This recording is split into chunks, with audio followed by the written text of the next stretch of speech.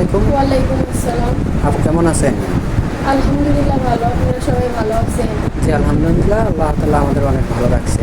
তো আপনার নামটা কি? মুসাম্মদ মোমেনা খাতুন, মমিনা খাতুন। তো আপনার হোম ডিস্ট্রিক্ট? ময়মনসিংহ, ময়মনসিংহ জেলা, ফুলপুর, ফুলপুর থানা, গ্রাম গ্রাম আমফুল। আমতল। ও আচ্ছা। তো আপনার পরিবারে কে কে আছে?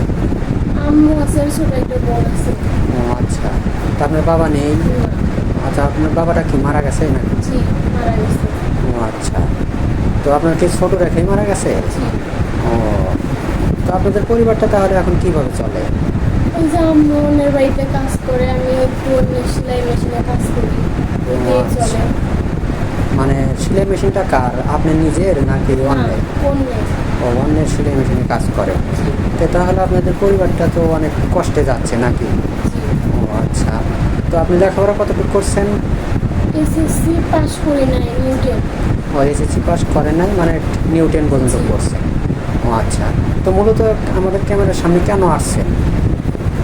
একটা ভালো মনের মানুষের সাথে, যার সাথে আমি সারা জীবন কাটাতে পারবো, বা সে আমার দায়িত্ব নেব, এর জন্য আসছি। মানে একটা বিয়ে করতে জি আসছেন জি, নাকি? বিয়ে করতে। ও আচ্ছা। তো এখন আপনি কেমন বয়সী ছেলে চাচ্ছেন? 35, বয়সটা যেরকমই হোক। ও আচ্ছা, বয়সটা যেমন হোক তাতে কোনো সমস্যা নেই।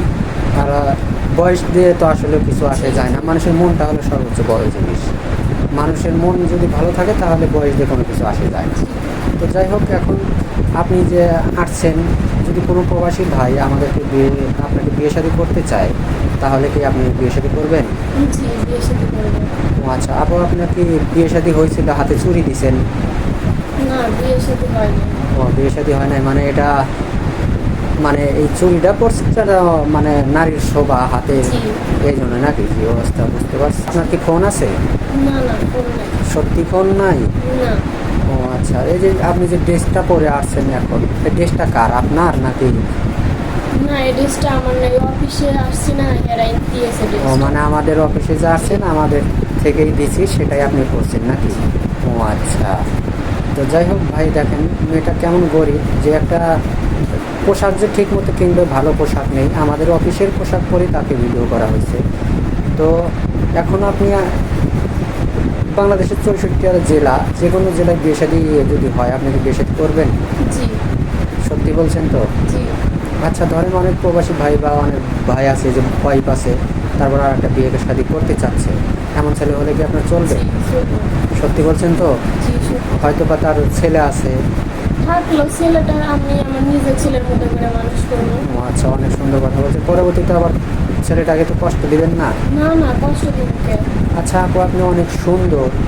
তো এখন যদি কোনো প্রবাসী ভাই বিয়ে শাদী করে আপনাকে দেশে রেখে যায়, আপনি তো আবার পরকে করে অনেক ছেলের সাথে চলে যাবেন না না? না, বড় কে করবো কে? ও আচ্ছা। তো দেখেন ভাই, আসলে কারো জীবন কাহিনী 2-4 মিনিটে শেষ করা যায় না। আমি এটার কোনো ফোন নেই, আমাদের ইউটিউব চ্যানেলের নাম্বার দেওয়া থাকবে, মানে ইউটিউব কর্তৃপক্ষের নাম্বার দেওয়া থাকবে।